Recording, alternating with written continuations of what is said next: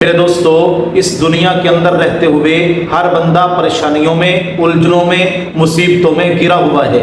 اگر کوئی شادی کی وجہ سے پریشان ہے تو کوئی شادی کے اخراجات میں گرا ہوا ہے، کوئی رشتوں کی بندش کی وجہ سے پریشان ہے تو کوئی رشتوں کے معاملات کے اندر گرا ہوا ہے، کوئی بیوی بچوں کی وجہ سے پریشان ہے، کوئی اپنے کاروبار کے معاملات میں گرا ہوا ہے۔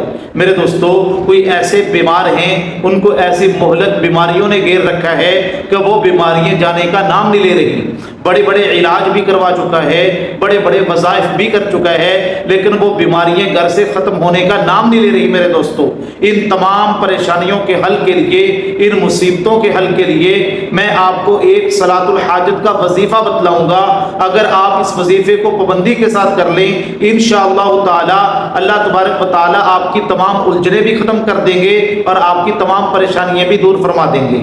اور بعض میرے بھائی اور بہنیں اس وجہ سے پریشان ہیں کہ ان کی دلی مرادیں ہیں وہ پوری نہیں ہو رہی۔ مثلا کوئی بھائی یہ کہتا ہے کہ میں فلاں جگہ پہ شادی کرنا چاہتا ہوں، میرے والدین نہیں مان رہے، یا شادی کے اندر رکاوٹیں آ رہی ہیں، یا میری بہن یہ کہتی ہے کہ میں فلاں جگہ پہ رشتہ کرنا چاہتی ہوں لیکن وہاں رکاوٹیں آ رہی ہیں، یا میرے رشتہ دار اس رشتے کے لیے ایگری نہیں ہو رہے۔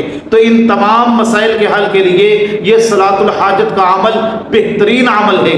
آپ اس کو پابندی کے ساتھ کریں، انشاءاللہ اللہ تبارک و تعالی آپ کے تمام مسائل کو حل فرما دیں گے۔ اب وہ عمل کیا ہے، اس کو آپ ذرا غور سے سن لیں۔ میرے دوستو، عشاء کی نماز پڑھنے کے بعد سونے سے پہلے یا تہجد کے وقت آپ 2 رکعت نماز صلاۃ الحاجت کے پڑھیں، اس طریقے سے جو میں آپ کو بتلانے لگا ہوں۔ لیکن بہترین وقت یہ ہے، اگر آپ تہجد کے لیے اٹھتے ہیں تو پھر تہجد کے وقت یہ صلاۃ الحاجت کے نوافل ادا کریں۔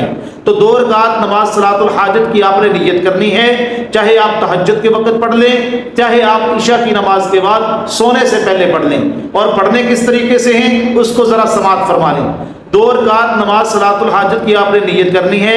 سورۃ الفاتحہ کے بعد آپ نے پہلی رکعت کے اندر سورۃ الکافرون پڑھنی ہے۔ یہ چھوٹی سی سورت ہے، 30ویں پارے کے اندر موجود ہے۔ اور دوسری رکعت کے اندر آپ نے سورہ اخلاص یعنی قل ھو اللہ احد 3 مرتبہ پڑھنی ہے۔ تو اس طرح آپ نماز مکمل کر لیں، یہ آپ کے صلاۃ الحاجت کے 2 نفل مکمل ہو جائیں گے۔ اور اگر آپ تہجد کے وقت پڑھیں تو پہلے صلاۃ الحاجت کے نوافل پڑھیں، اس کے بعد تہجد کی باقی نماز پڑھیں جتنی آپ پڑھنا چاہتے ہیں۔ تو اس کے بعد آپ نے جب صلاۃ الحاجت کے نوافل پڑھ لینے ہیں تو اس کے بعد آپ نے 1 تسبیح استغفار کی کرنی ہے اور 1 تسبیح درود پاک کی کرنی ہے۔ میرے دوستو، یہ 2 کام کرنے کے بعد تیسرا کام آپ نے جو کرنا ہے وہ دعا مانگنی ہے، اور اللہ تبارک و تعالیٰ سے گڑ گڑا کے دعا مانگنی ہے، عاجزی کے ساتھ دعا مانگنی ہے، انکساری کے ساتھ دعا مانگنی ہے۔ اللہ فرماتے ہیں ادعوا ربکم تضرعا وخفیا، تم میرے سے عاجزی کے ساتھ دعا کرو، میں تمہاری دعاؤں کو قبول کروں گا۔ اور جو اپنا مسئلہ ہے، جو اپنی پریشانی ہے، جو حاجت ہے، جو دلی تمنا اور آرزو ہے، وہ اللہ کے سامنے رکھنی ہے۔ یہ عمل آپ چند دن کر لیں، انشاءاللہ تعالی اللہ آپ کے کاروبار کے مسئلے ہیں وہ بھی حل فرما دیں گے، بیماریاں ہیں وہ بھی ختم فرما دیں گے، دلی مرادیں ہیں ان کو بھی اللہ حل فرما دیں گے۔ اس سے بہتر وظیفہ مجھے نظر نہیں آیا۔ یہ میرا ازمودہ عمل ہے، آپ اس کو پابندی کے ساتھ کریں، اور جس کو بھی میں نے بتلایا 100% میں نے اس کا رزلٹ پایا۔ اللہ تبارک و تعالی ان باتوں پر عمل کرنے کی توفیق عطا فرمائے۔